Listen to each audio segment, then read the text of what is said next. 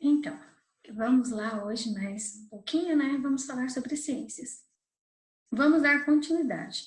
Na aula passada, nós falamos sobre recursos naturais e os recursos renováveis. Agora nós vamos falar dos recursos naturais não renováveis, certinho? Então, vamos começar. Bom, será que os recursos naturais não renováveis são importantes? Então, eu coloquei na telinha de vocês, as páginas do livro de vocês. Então, vamos lá. Acompanhe a leitura.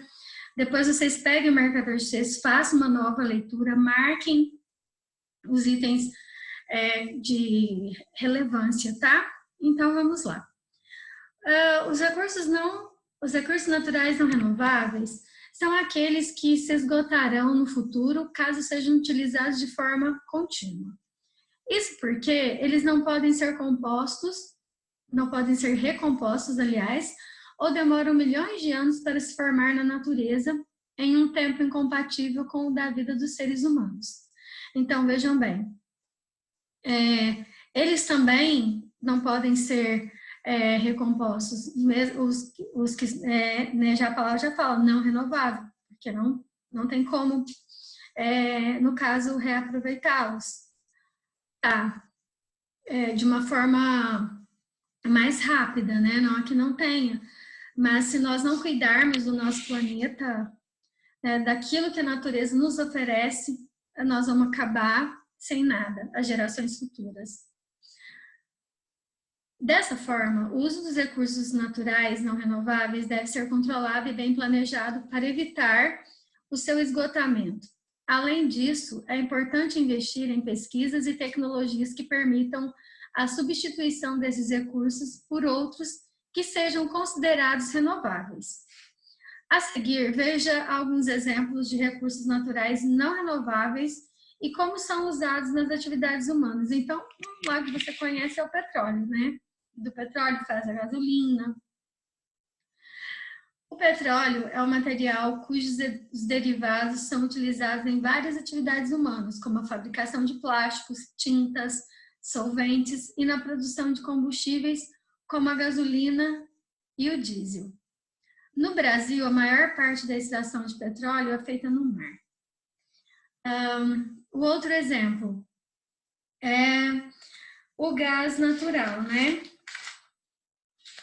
Bom, o gás natural é um recurso que costuma ser utilizado em residências para acender fogões, churrasqueiras e lareiras, bem como em sistemas de aquecimento. Também é usado como combustível veicular e para produzir energia elétrica em algumas usinas termoelétricas. Então, veja bem aqui, tubulações de uma estação de distribuição de gás natural. O solo.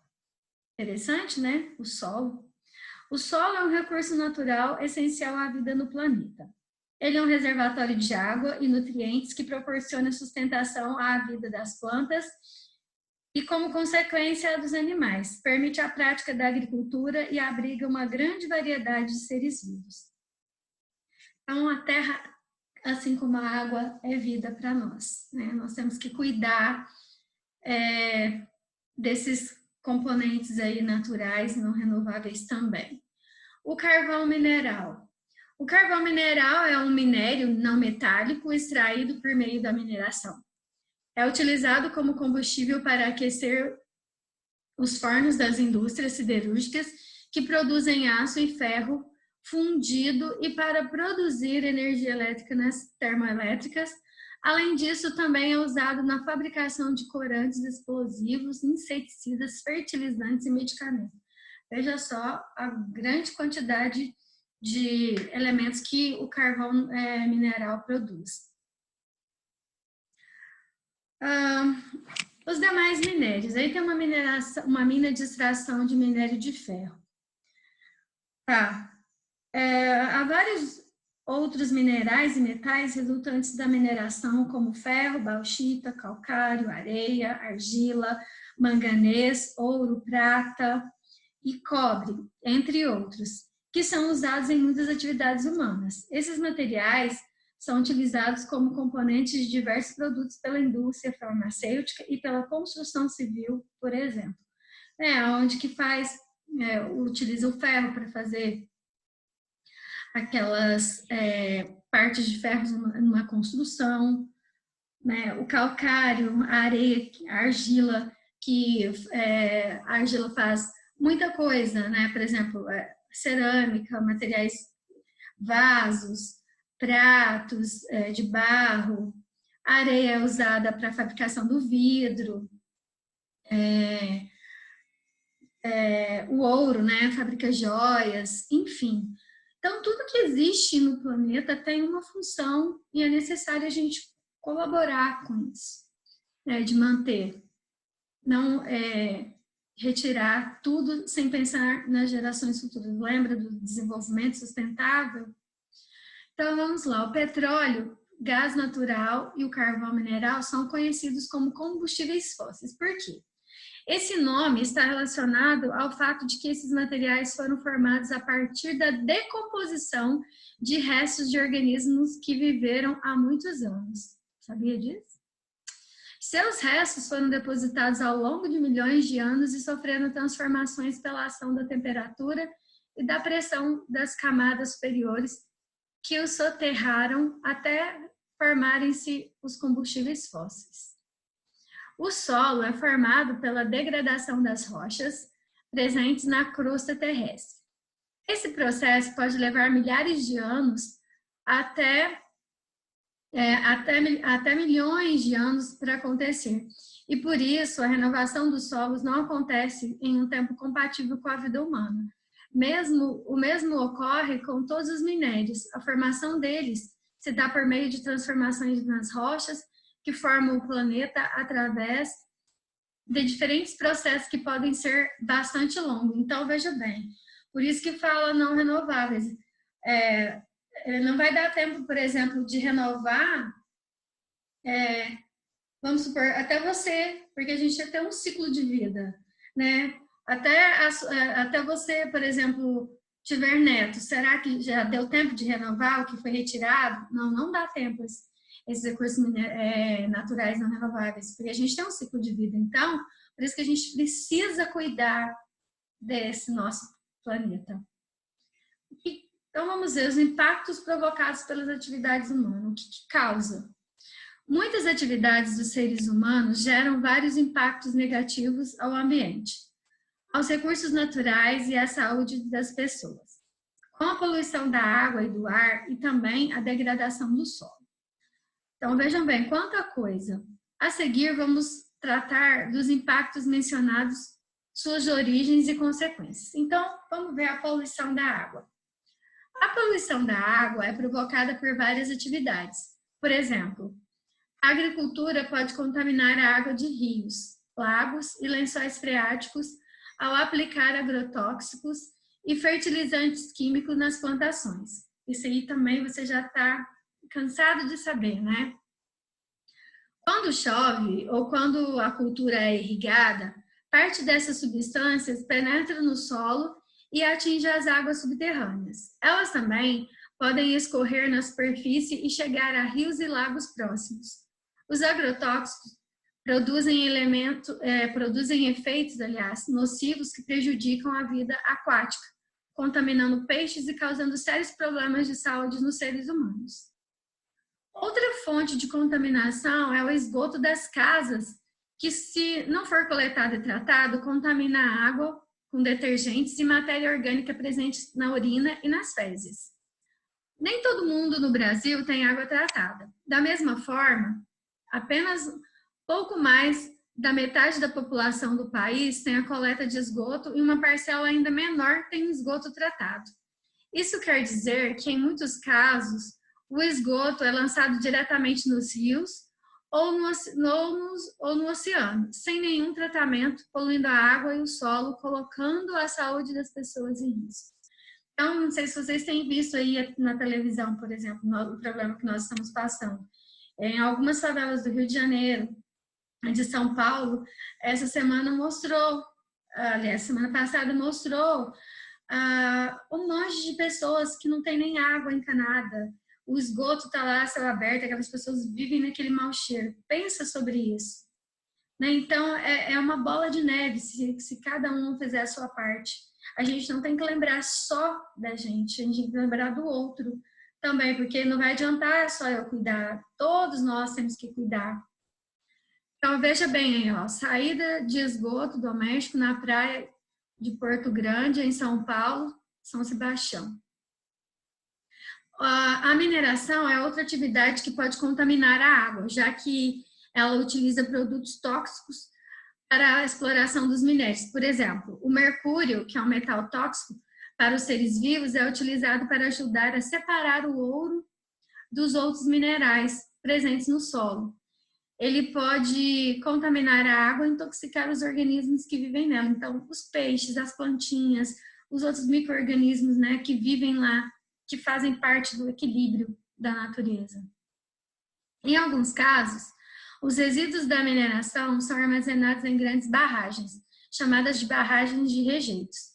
Vazamentos de rejeitos ou mesmo o rompimento das barragens provocam a contaminação de rios, lençóis freáticos e dos oceanos, levando a muitos seres vivos à morte. Vocês lembram daquela, né, da barragem de Brumadinho, que passou, então, a barragem, esses rejeitos, né, que é aquela lama misturada com produtos tóxicos lá, acabou soterrando a cidade, prejudicando o rio, né, que tinha próximo lá. Então, é muito sério esse trabalho com o meio ambiente. Rio Paraopeba poluído por rejeitos após rompimento da barragem de Brumadinho, tá vendo? Em Minas Gerais. Há também vários processos industriais que podem poluir a água, caso os produtos químicos sejam lançados no ambiente sem tratamento. Por exemplo, a indústria têxtil, que produz tecidos sintéticos e roupas, lança microfibras sintéticas no esgoto. Chegando aos rios e mares, essas microfibras poluem o ambiente e podem ser ingeridas por pequenos animais, ameaçando a sua sobrevivência. Então, é uma cadeia, né, que vai poluir a água, que vai matar os peixes, matar as plantas e chega até nós também. A água é um recurso essencial à vida. Quase toda a água que existe no planeta Terra é salgada e forma oceanos. A outra parcela de água doce está localizada em estado sólido nas geleiras, restando apenas uma pequena parte disponível para o consumo humano, que são os rios, lagos e reservas subterrâneas. Apesar de ser um recurso renovável, o desperdício e a poluição das fontes de água doce e das nascentes podem gerar escassez de água potável, que é a água que nós bebemos. Quando você fez a sua pesquisa sobre a água, você deve ter anotado alguma coisa sobre isso, né? Que a nossa água é um recurso natural renovável, mas ela está diminuindo cada vez mais. Se a gente não cuidar, se a gente não ter consciência daquilo que nós estamos fazendo, da forma que nós estamos a utilizando. E o ar também causa impacto? Sim. Há fontes naturais de poluição do ar. É o caso, por exemplo, de um vulcão que libera gases durante a erupção. Porém, atualmente, a poluição do ar é causada principalmente pelas atividades humanas, como as queimadas, a decomposição dos resíduos em aterros controlados e lixões, e a queima de combustíveis fósseis, entre eles o carvão mineral, o gás natural, os derivados do petróleo, como o diesel e a gasolina.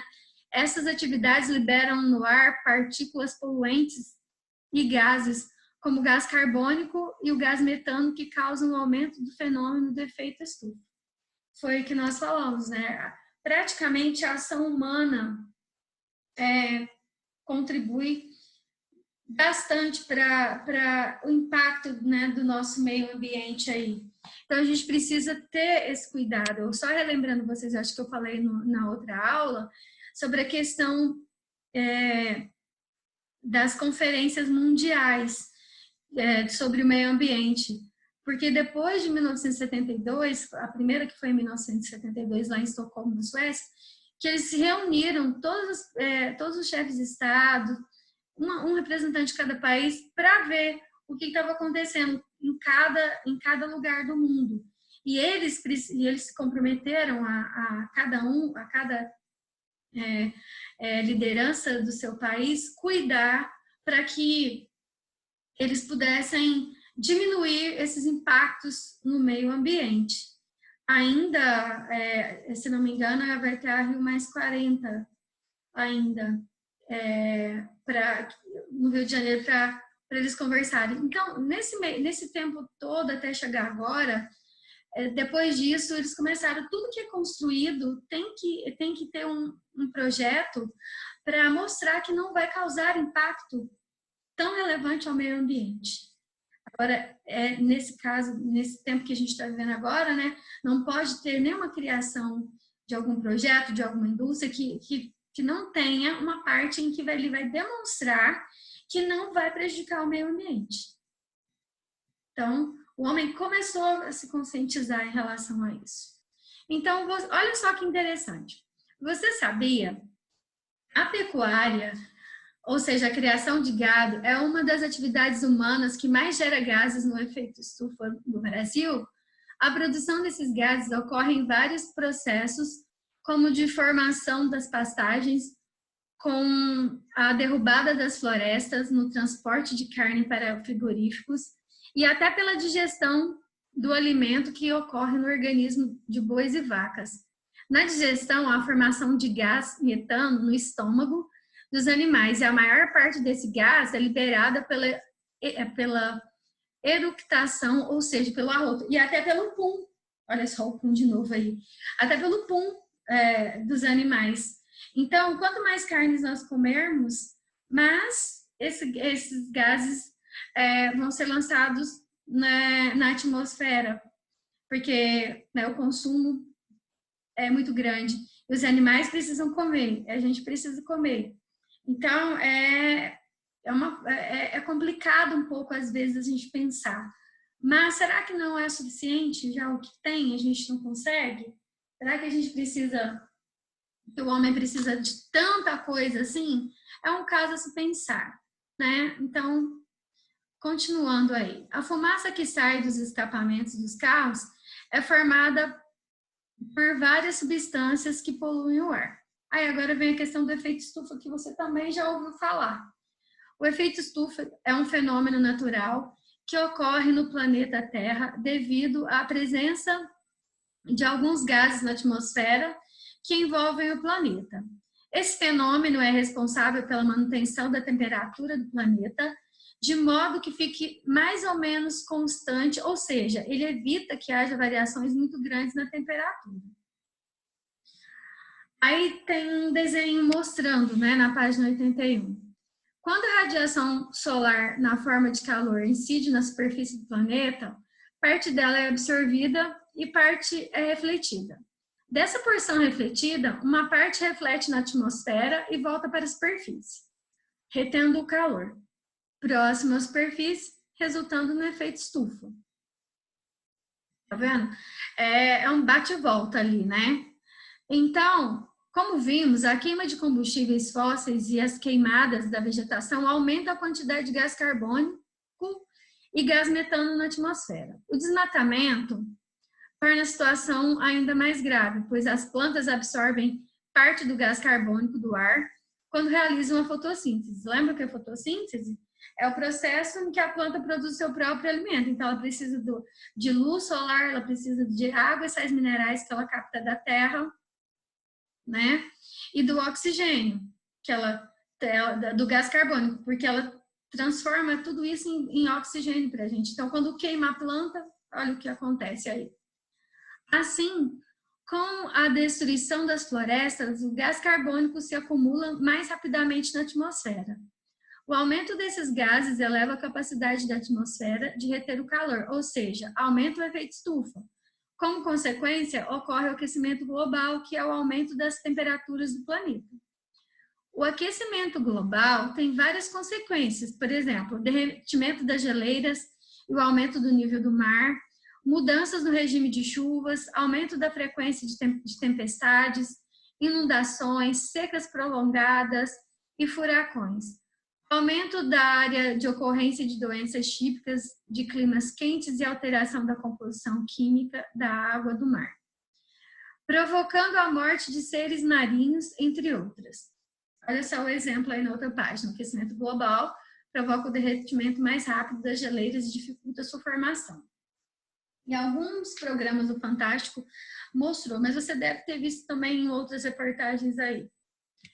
Além das consequências do aquecimento global, a poluição do ar afeta diretamente a saúde humana. Ela causa principalmente problemas respiratórios e é responsável por doenças graves, até pela morte de muitas pessoas no mundo. Vejam aí. Em grandes centros urbanos, como a cidade de São Paulo, há muitos poluentes no ar. Você pode ver que São Paulo aí, na verdade, é uma selva de pedras, né? Tem poucas árvores aí. E se tem poucas árvores, né? Se tem esse tanto de prédios, a população, um monte de gente usa carro, enfim. Repetindo novamente, é uma bola de neve, é um problema em cima do outro. Degradação do solo. O desmatamento e algumas práticas da agricultura e da pecuária são principais responsáveis pela degradação do solo. Isso ocorre devido a alguns fenômenos, como apresentados a seguir. A erosão, são aqueles buracos, logo após tem uma imagem que vai mostrar isso. Quando o solo é coberto por vegetação, como em uma floresta, por exemplo, ele fica protegido da ação do vento, do calor, do sol, da chuva. Quando ocorre o desmatamento e o solo fica exposto, a água da chuva bate diretamente sobre ele, arrastando as partículas e os nutrientes que o formam, tornando-o assim pouco fértil. Com a intensificação do processo, pode ocorrer a abertura de grandes fendas no solo, o que acarreta a perda da área para o cultivo. Então, quando está lá tudo plantadinho, né, as plantas, elas conseguem controlar isso. Então, olha só o que acontece. Abre-se foi retirada a mata, as plantas, as raízes das plantas seguravam esse solo, né? Então, mantinha tudo ali em perfeita harmonia. Quando desmata, olha o que acontece. Compactação. O que é a compactação? É o processo em que há diminuição dos espaços entre as partículas do solo. A compactação pode ocorrer devido a uma circulação de grandes máquinas agrícolas e também do rebanho. Um solo compactado dificulta o desenvolvimento das raízes das plantas e atrapalha a infiltração da água, prejudicando o desenvolvimento da cultura a ser plantada. Então, veja bem, quando as máquinas passam por cima, os animais, porque antes era toda uma vegetação natural. Mas hoje há algumas coisas que podem ser feitas para que esse solo não seja tão degradado assim, né? Por exemplo, diminuir a plantação, o número de vezes de plantar, porque a terra, ele tem até uma parte, né, do tempo aí que eles param de plantar, porque a terra precisa, né, se recuperar, dar um fôlego ali, porque tem mal acaba de plantar, de colher, já vai em cima de novo, replantando, e assim, né, o nosso planeta vai se desgastando. Contaminação química. Ocorre devido ao uso de agrotóxicos, do contato com chorume de resíduos depositados em aterros controlados e lixões, pelo descarte incorreto de dispositivos eletrônicos como pilhas e baterias, e pelo descarte ou vazamento de produtos químicos usados na indústria e na mineração. A contaminação do solo pode causar problemas para as plantas e para os animais que delas se alimentam. Além disso, os contaminantes podem atingir rios próximos e lençóis freáticos, contaminando a água. E se contamina tudo isso daí, envolve nós também, seres humanos, que seremos também prejudicados, né? Porque é uma cadeia alimentar. A planta precisa da terra, o animal precisa comer a planta, nós comemos os animais, e assim vai, né? Veja bem, o solo contaminado por óleo, né? Olha que triste isso aí. Mas a gente tem alguns recursos também. Uso sustentável dos recursos. Vamos lá. Como vimos, diferentes atividades humanas podem impactar negativamente o ambiente e causar problemas de saúde para as pessoas. Para evitar que isso ocorra e reduzir o desgaste dos recursos naturais, garantindo que não haja escassez para as futuras gerações, precisamos mudar nossos hábitos e pensar sobre como utilizar os recursos de forma sustentável, reduzindo os prejuízos causados ao planeta. Para isso, veremos a seguir alguns objetivos e ações que podem ser adotadas. O que pode ser feito para reduzir a emissão dos gases do efeito estufa? A emissão dos gases do efeito estufa pode ser reduzida se o consumo de combustíveis fósseis também for reduzido. Para tanto, podemos diminuir o uso de transporte individual e dar preferência ao transporte coletivo. Também podemos deslocar caminhando ou utilizando transportes alternativos, como a bicicleta. Sempre que possível, né, claro. Além disso, é possível dar preferência ao uso de combustíveis de fontes renováveis, como o etanol, derivado da cana-de-açúcar, e o biodiesel, produzido a partir das plantas, como a soja, a mamona e o girassol. Esses combustíveis emitem gases e poluentes em menor quantidade do que os derivados do petróleo. Outra maneira de reduzir a emissão dos gases do efeito estufa é alterar a forma como produzimos a energia elétrica. A tabela a seguir compara simplificadamente algumas formas de produção de energia e suas vantagens e desvantagens. Então, por exemplo, você que mora perto da escola, você pode colaborar? Sim, você pode ir a pé, né? Vai, convida o papai e a mamãe e fala, vamos a pé, pelo menos umas 2 vezes, 3 vezes por semana. Claro que às vezes, né, acorda muito em cima da hora, mas é só se organizar. Quando a tia Maura fala sobre a questão dos copos na sala de aula, né, se cada um levar a sua garrafinha, não precisa utilizar copo. E outra, colocar só metade da água, terminou de beber, vai lá e repõe. Agora, o que a gente vê é a garrafa cheia, daí você quer jogar água fora. E é o que a tia Maura sempre fala, eu como professora, como pessoa, não só como professora, mas como pessoa consciente, como é que eu vou permitir que você jogue a água limpinha fora e que não foi contaminada, não está estragada? Então, a gente precisa ter consciência, um pouquinho que a gente faz, tomar banho mais rápido, né? Lavar a louça, utilizar menos água, se organizar para lavar, certo? Então, pequenas ações nós podemos fazer para que o nosso planeta fique em equilíbrio. Então, vamos ver aí. Olha só, a tabela mostra tipo de produção, vantagens e desvantagens. Olha só, hidroelétrica. Forma de produção, produz energia usando o movimento da água, isso vocês já sabem. Ah, vantagem, usa um recurso renovável que é a água, então aquela água que gera a energia, que ela é girada lá pelas turbinas, ela tem um movimento muito forte que produz a energia, e ela é uma água sempre que está sendo aproveitada. Desvantagens, para ser implantada precisa da construção de uma grande barragem para represar a água de um rio, inundando grandes áreas. Isso provoca impactos na vida da população, da região que precisa ser deslocada, nos organismos aquáticos. Além disso, a vegetação que fica sob a água libera gás metano ao se decompor. Então, não é assim, só chegar e vou construir uma represa, né? Não, tem todo um processo para ver se pode ou não. As pessoas que moram ali perto, as pessoas que moravam ali por perto, que são os ribeirinhos, por exemplo, tem que ser tirado de lá, tem que ser levado para outro lugar, vai mexer no curso do rio.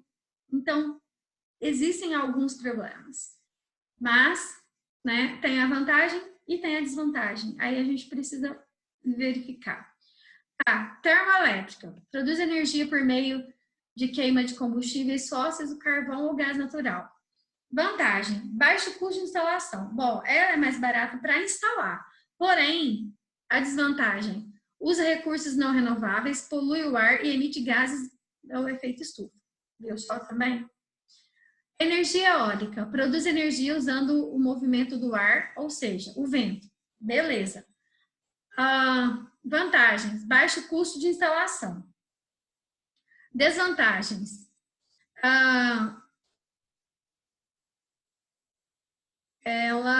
a instalação das torres altera a paisagem e pode prejudicar a rota de aves migratórias. Então,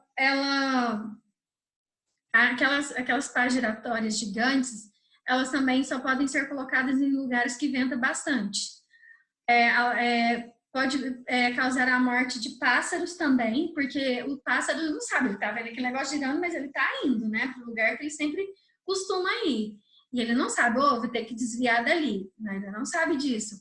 Então, provoca a morte dos pássaros. E também a poluição sonora, que ela faz muito barulho, então ela tem que ser instalada em lugares mais longe que venta muito, que aqui não disse. A energia solar, ela produz energia utilizando a radiação solar, ou seja, né, o sol. A vantagem, ela usa um recurso renovável e não emite poluente. Beleza. Desvantagem, a produção de energia pode variar nas diferentes estações do ano. Porque assim, quando está chovendo, por exemplo, não vai gerar energia, né? Mesmo que você tenha uma bateria, se for nos dias chuvosos, por isso que a casa não pode ser totalmente colocada somente a energia solar, em muitos casos aí. Mas eu acho que já tem alguma coisa assim em relação à bateria que ela vai recarregar. Mas se não tem sol, não tem como, né, produzir a energia. Uma outra vantagem que ela tem é que também ela pode ser instalada em qualquer lugar. Claro que tanto ela quanto a energia, eu acho que não. A energia solar. Ela chega em lugares, por exemplo, na fazenda, onde é muito longe, não dá para os postes e a fiação chegar, a energia solar seria uma boa. Mas hoje, quase em todos os lugares, há energia elétrica, né? Então, meus amores, é isso. Hoje, por enquanto, é isso. Então, eu quero que vocês releiam novamente e repensem. Então, vejam bem, tudo é possível, né? Basta a gente usar de forma correta, sem exageros, certo? Então, leiam novamente, marquem, e depois nós vamos continuar na próxima aula, tá bom? E assistam também um vídeo que eu coloquei no link aí, e pensem no assunto, né? Nós todos podemos, cada um de nós podemos ajudar o nosso planeta, e depende só de quem? Das nossas atitudes, certo? Um beijo grande, até amanhã.